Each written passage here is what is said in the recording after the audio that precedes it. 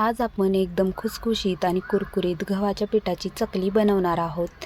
त्यासाठी ना एक कपडा घेतलेला आहे। त्यानंतर त्याच्यामध्ये 2 वाटी गव्हाचं पीठ, अर्धा वाटी तांदळाचं पीठ घालून त्याची अशी गाठ मारून घ्यायची आहे। असं ना बांधून घ्यायचं एका कपड्यामध्ये। त्यानंतर कढईमध्ये तांब्यावर पाणी घातलेलं आहे। पाण्याला उकळी येऊ दिली। त्यानंतर त्याच्यामध्ये एक चाळणी ठेवली, त्याच्यामध्ये प्लेट ठेवलं आणि त्याच्यामध्ये हे जे पीठ बांधून ठेवलेलं होतं ते ठेवून एक 10 मिनटं छान असं वाफ देऊन घेतली। आता याच्यामध्ये पाणी बिलकुलही जाऊ द्यायचं नाही आणि एक 10 मिनटं असं उकडून घ्यायचं आहे। आता बघू शकता छान असं पीठ तयार झालेलं आहे। असं केल्यानं ना चकली एकदम खुसखुशीत आणि कुरकुरीत बनते। त्यानंतर ना हे पीठ काढून घेतलं ताटामध्ये।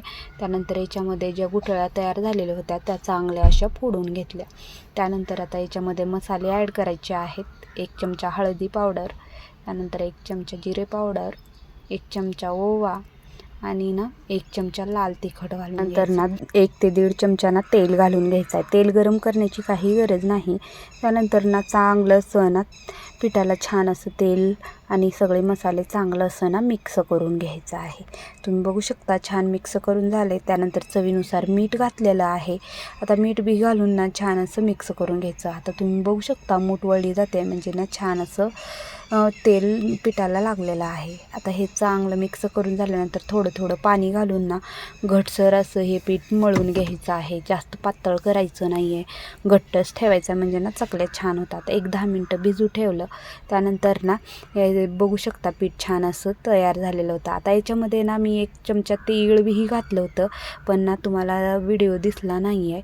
त्यानंतर ना चांगलं मिक्स करून घेतलं। त्यानंतर ना शेवग्याला तेल लावून घेतले। त्याच्यानंतर असं रोल करून ना पीठ घालून घ्यायचं आहे। पीठ घालताना ना थोडीही हवा ठेवायची नाही, नाहीतर चकल्या तुटल्या जातात त्याच्यासाठी।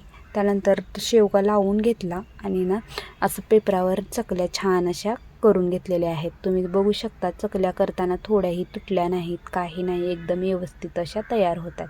आता पहिलंच मी कढईमध्ये तेल ठेवलं होतं गरम करायला। तेल चांगलं कडकडीत गरम होऊ द्यायचं आहे। त्यानंतर ना चकली सोडून घ्यायची। चकलीमध्ये सोडली की मीडियम गॅस करून छान असं ना तळून घ्यायचा। बारीक गॅस करायचं नाही, नाहीतर ना चकलीमध्ये तेल शिरतं आणि ना चकली नरम पडते। त्याच्यासाठी ना मोठ्या गॅसवरच ना चांगलं असं तळून घ्यायचं आहे। जास्त लालसरही होऊ द्यायचं नाही आणि जास्त कच्च्याही काढायच्या नाहीत।